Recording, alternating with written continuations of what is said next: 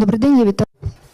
Good afternoon. I want to thank everybody who joins us here in Ukraine Media Center Ukraine Forum. Today is day 435 of the full-scale invasion of our homeland by Russian aggressor, and today we will be talking about the operation of our power grid. And joining us in this studio is Alexander Kharchenko, director at the Energy Industry Research Center.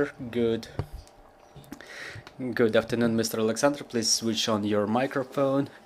Mr. Alexander, we know that the bombardments don't cease by the occupiers, and the latest ones resulted in damage of our power grid in the east of our country. So what is the situation for the time being? Now it's mostly distribution networks which are being attacked, and that's why the shelling did not result in some big scale shutdown. The situation in Kherson region is complicated in general, and resumption of normal operation of the power grid in that region, well, it would take years to fix everything. So part of the distribution nodes were damaged. There were shutdowns in a number of regions. People did not have access to the electric power for a long time, but the reconstruction is going on quite quicker than in the case of mainway networks, because the equipment is available for the distribution networks. The details are closer, and there is certain reserve. The parts are closer, and there is certain reserve of them. But talking about the nationwide scale, there was no serious damage of the generating capacities and high voltage networks. Well, it's a good news, but talking about the reconstruction of the grid in general, we understand that the works which were going on a situational ad hoc basis where the grid was damaged, they don't, however, solve the problem on a global level. So what is the condition of the reconstruction of all of our grid? Well, I would divide it into two parts. First is preparation to the heating season and what can be done within that time, and another part is what to do in the horizon of 2 to 5 years. So talking about the preparation to the heating season and what should we expect, I have a couple of bad news, because I'm sure that without significant effort we will not avoid shutdowns in the second half of August, for example. And unfortunately, during the flooding, the repair works on the nuclear power plants, well, the flooding is about to subside. So when Ukhrhydroenergo could use the large amounts of water to provide the Ukrainians with the power generated from the water from the hydraulic power plants. During that time, the nuclear power reactors were not decommissioned for repairing. So it will result in a deficit of electric power, which can be covered by import, which is available for us, like 1 gigawatt of capacity. We will be forced to use it in full, and the prices will be quite sad because the power will be quite expensive. And our preliminary calculations show that it may not cover in full our needs, and we will have to launch the power blocks which operate on gas. So this is why we will have to burn gas, which is another serious problem, because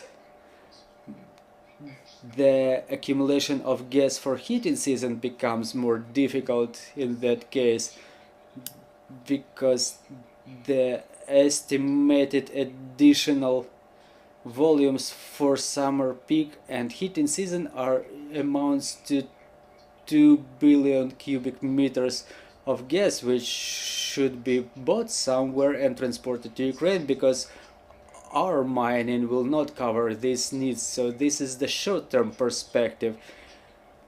High voltage networks are being reconstructed, and I'm sure they will be in good condition before the heating season. The works are very active in that area. Well, everything is not perfect, but the works are in progress. And another thing is, what should we do within the next 2, 3 or 5 years? We should focus on local generation in the key big cities even before this heating season, and until the next one there will be season 23-24, and then 24-25 will come unexpectedly. So we should ensure uninterrupted supply for big cities. It's absolutely crucial thing to cover the needs of the critical infrastructure, heating and water supply.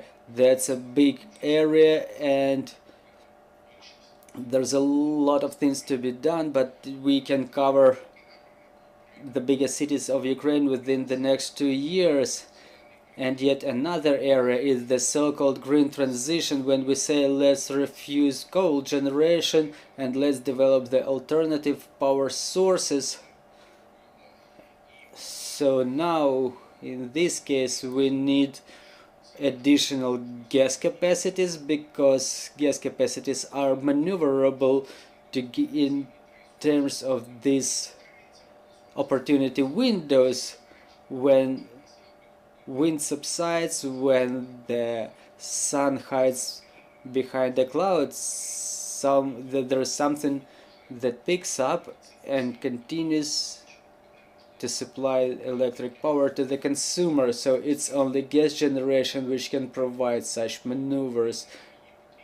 And we, according to our system operator, we need about 1.5 gigawatts of this capacity. So if the state focuses on that, given the reformation of the energy market and fixing its financial component, everything will be done by the private capital. I mean biogas, everything will be built, but given only one small condition, that the energy market will be reformed in full, and one may invest in the energy market in a way that they know their money would be coming back.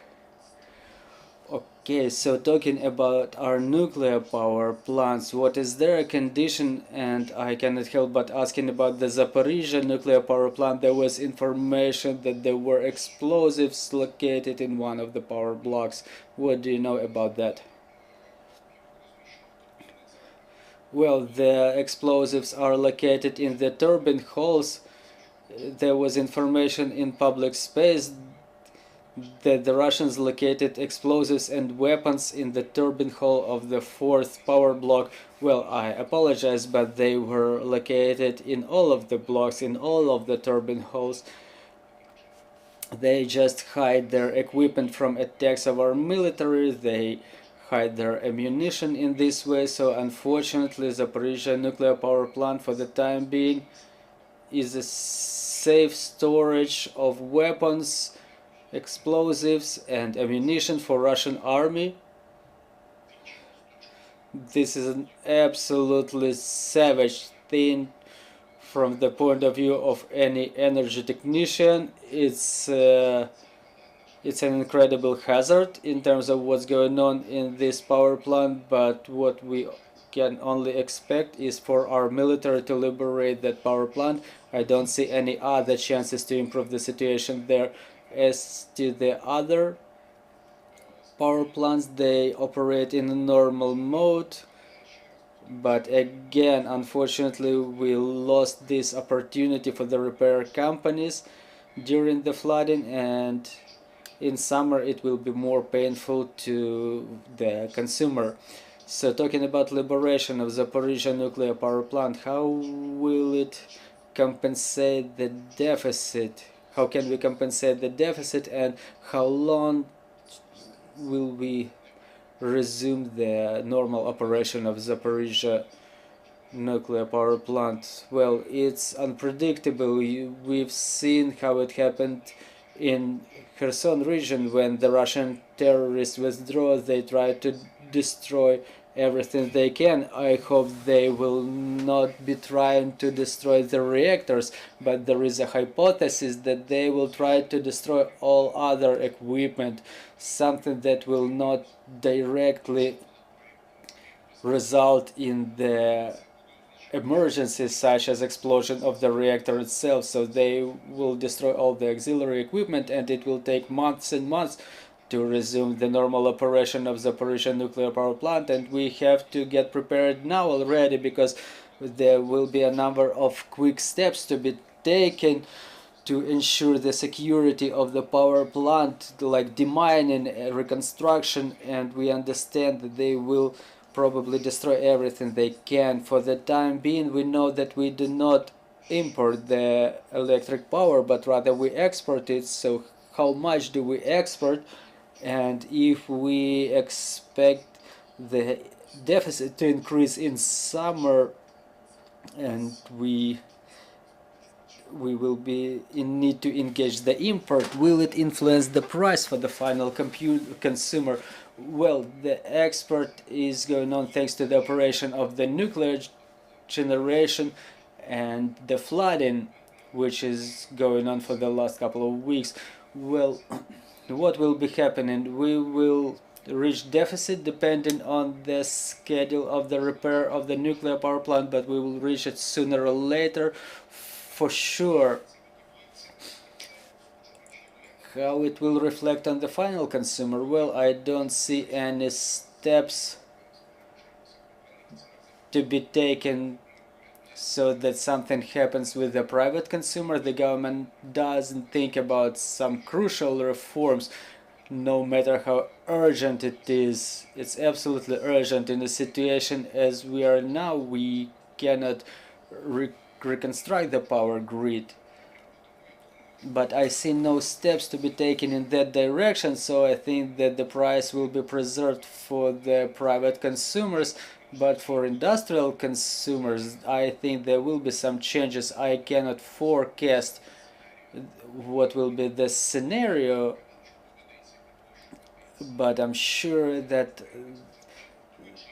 the prices will be increased for the industrial consumers, and if they import, they will get a significant increase in price, or otherwise we will have to let go of the Ukrainian prices, and they will again grow for the industrial consumer, and the industrial consumers will just continue compensating low tariffs for the population. It doesn't work otherwise. Dear colleagues, if you have any questions on the floor, please go ahead. Good afternoon, Yana Koloda, Ukrinform. In your opinion, under which conditions and when Ukraine will be able to resume the export of electric power to Slovakia? Well, in some small amounts it may happen shortly. It depends on the state regulator. It's in their hands. The systemic resolution on the export mostly depends on the regulator and the parliament, because it requires regulatory and legislative changes. So it's two options. First is to resume work with Slovakia. It may happen in days, and the systemic resolution on the export import and the problem of intergovernment bids for border cross, which is being discussed very vividly now, it's more in the hands of the parliament.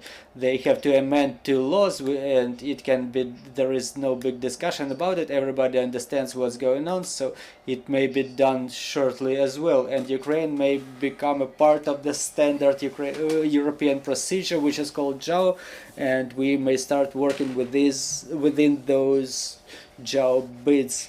But strategically, I think that we will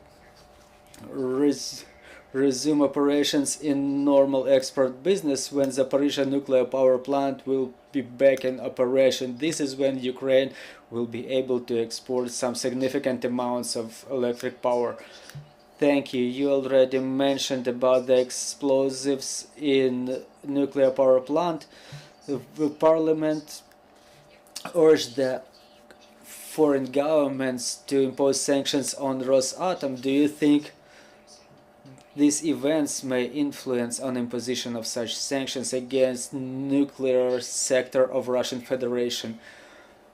Well, look, most of our partners, save for specific countries of Europe, they support the idea of sanctions for Rosatom. Unfortunately, it's not a situation where you may bristle a weapon and everything becomes good, because Rosatom is very deeply built in the world system of nuclear security. They use dumping on the market, and they took some positions in American and French markets where even local manufacturers were forced to shut down the manufacturing of some types of nuclear fuel, processing of that fuel, because Rosatom was doing it very cheaply. It was cheaper to work through Rosatom, but to resume the operation of those foreign enterprises, it may take years. So Rosatom sanctions will not be in a blink of an eye. They will be gradual. There is discussion in this area. The work is going on in this area. The only bad thing is that Ukraine is not a leader in this discussion, not even a driver of this process. Because Ukraine generates nothing but statements. Meanwhile, we should generate content, how to replace Rosatom in this or that area, how to remove Rosatom from the market of fuel, and Ukraine has a wonderful perspective in this view. For example, Ukraine may manufacture components for Westinghouse fuel, and we may propose Czech Republic, Bulgaria, and other countries, for example Sweden, which has a Westinghouse manufacturing facility. So Ukraine may propose to replace that fuel, but it requires a team and a daily work which may bring some good results within 3 to 12 months. So I don't observe any such work for the time being. Thank you very much for this information. Thank you for this broadcast. I'm reminded you joining us was Alexander Harchenko, and our next event is at 1400. We will have panel discussion during which we will consider the effects of the war on biospheric reserves. So bear with us, trust in our armed forces, and glory to Ukraine.